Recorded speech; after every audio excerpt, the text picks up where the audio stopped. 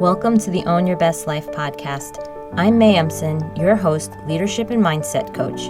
Here, we talk all things spiritual, mindset, business, leadership, and wellness for the modern seeker who wants to align their life with purpose and inspiration. We'll cover career changes, stress management, meditation, energy, intuition, and more. Each episode holds spiritual and practical tools to help you live a life of your wildest dreams without getting burnt out along the way. Ready to live a life on your own terms? This is the Own Your Best Life podcast. Welcome, friends, to episode number 207 of the Own Your Best Life podcast.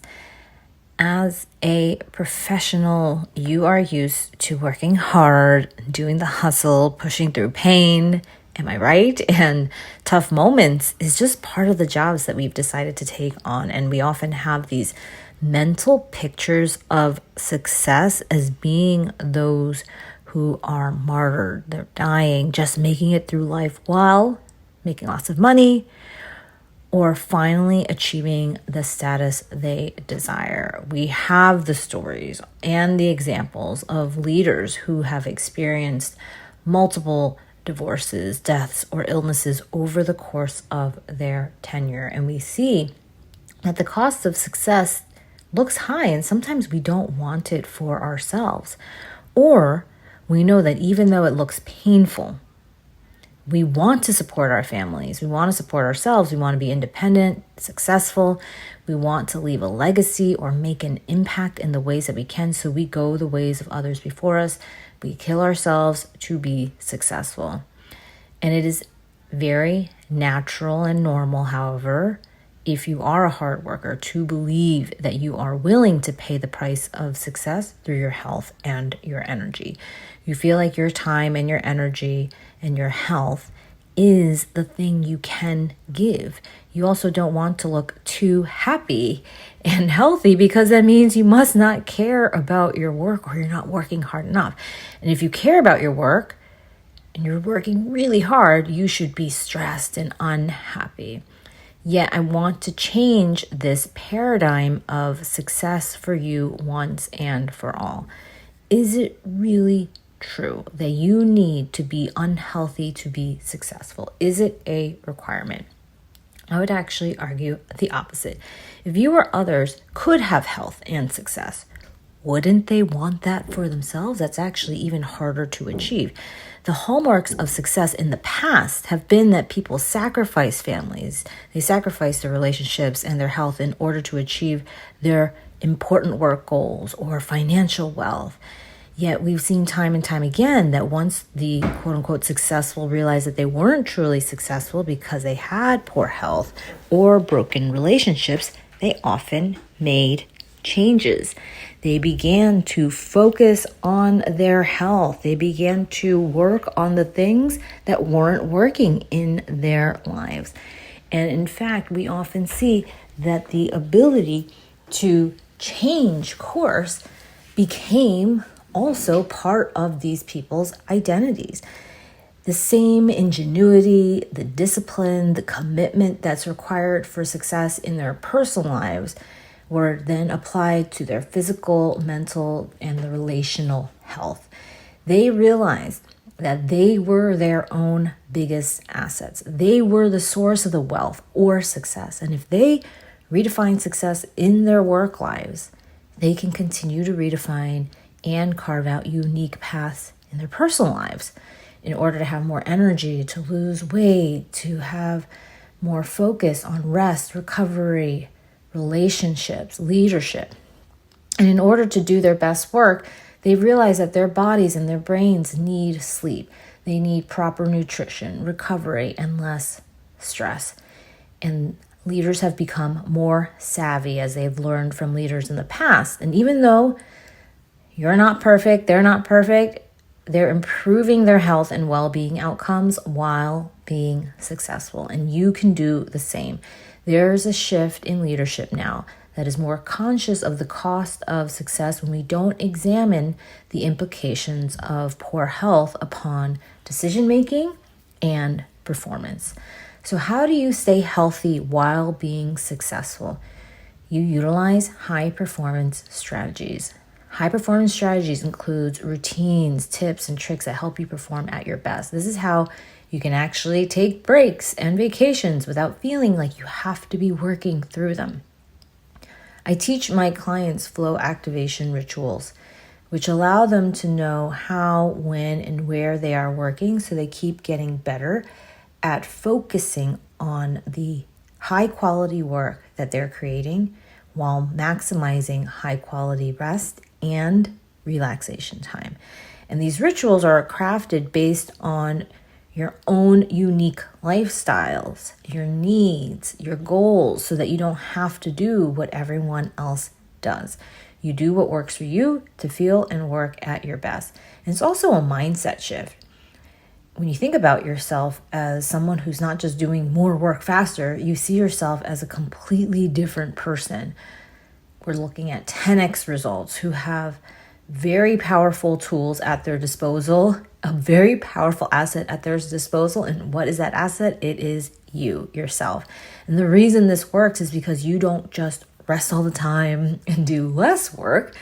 You use rest as a tool to get more and better quality work done. You see the shift in the way you work and you practice these rituals and refine them even more. And it's not a one and done, just like anything else in your life that you are working on and considering important. We are constantly refining, reviewing to see if something needs to change based on your life and your work changing. How much rest are you getting? What are you eating? How are you fueling? How are you thinking, right? This is why it's a practice that once you learn, you can utilize for the rest of your life.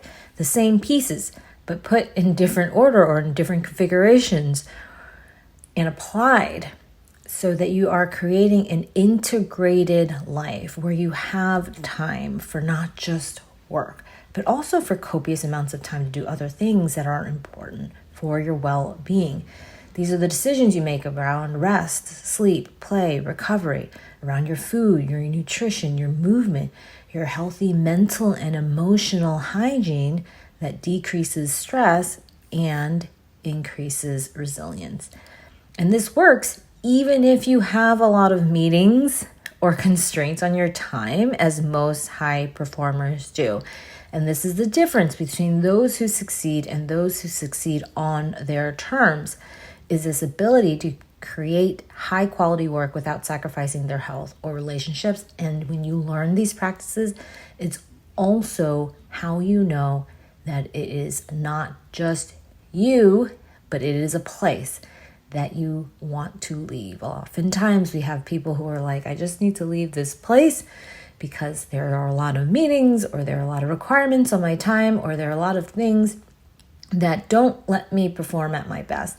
Yet, if they're not practicing all of these rituals and that they're getting their best quality work done and they're making these decisions, they might actually change jobs unnecessarily before they're truly ready, creating more burnout from the change itself, and realize that once they get to the next place, it's the same thing all over again. And if you listen to, and I do, lots of people who talk about their work lives and their commitments, it's usually that they're all very busy. There are all a lot of people pulling on you. They're all feeling like it's sometimes wasteful time and energy, work that isn't required, duplication, things that feel like they shouldn't be at this place or they don't need to be doing these things.